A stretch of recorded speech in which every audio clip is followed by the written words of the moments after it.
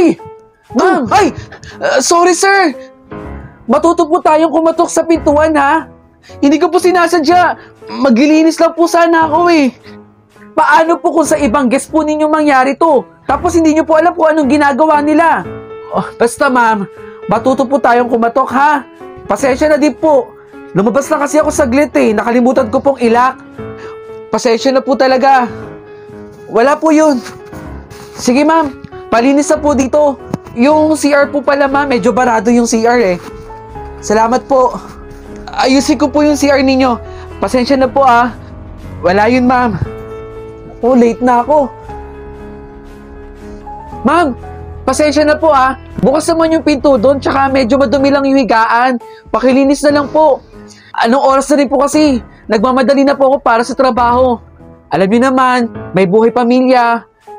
Sige, sir. Ako na pong bahala dun sa kwarto ninyo. Salamat, mama. Ako na bahala sa'yo. Paayos na lang po dun. Anak ka ni sir? Uy, alam mo ba, napakaswerte mo dun sa tatay mo. Yung tatay mo kasi sobrang bait, eh. Kapag tumanda ang tatay mo, alagaan mo, ha? Napakabuti ng puso ng tatay mo. O siya, sige. Maglilinis na ako dito, ha? Pakisabi sa tatay mo mamaya. Salamat, ha?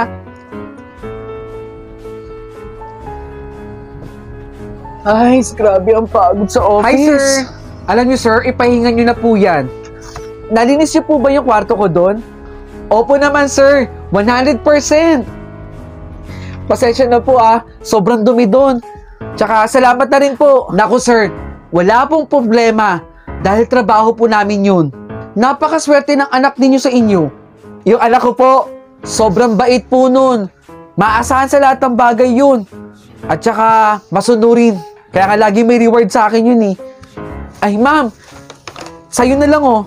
May extra drinks pa ako dito. Sir, nag-abala ka pa. Bilang pasasalamat ko po sa paglinis niyo sa kwarto ko kanina. Salamat, sir. Baka bukas umuwi na rin. Sige na po, magpahinga na po kayo, sir.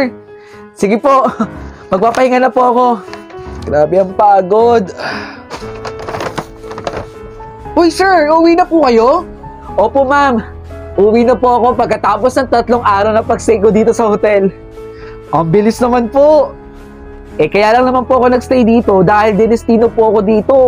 Teka, sir, nasa po yung anak ninyo? Yung, saglit po, kasama po ninyo. Tumatawag yung anak ko. Oo, pauwi na si daddy. May mga pasalubong ako sa'yo. Hintayin mo ako dyan, ha? Okay, sige, bye! Sir, baka naiwan niyo po yung anak ninyo sa kwarto ninyo. Ma'am, baka kulang ka lang sa pagkain. Kain ka na, ma'am, ng lunch mo. Alis ako, mama. Salamat po. Ikaw ba ay naghahanap ng staycation sa Marilao, Bulacan? Malapit sa Philippine Arena? Malapit sa SM Hypermarket? At malapit sa MacArthur Highway? Bakit kaya hindi niyo subukan si Stayscape? Located at Urban Deca Homes, Marilao. Alam niyo bang si Stayscape ay kayang mag-offer ng pinakamurang rate? Kumpleto sa amenities at inclusions. Wala na kayong ibang hahanapin pa dahil kumpleto na sa loob ng unit. Ito yung Facebook page, oh. I-follow nyo na para makita ninyo kung ano pa ang mga ino-offer ni Stayscape. Ano pang inaantay mo? Bilisan mo!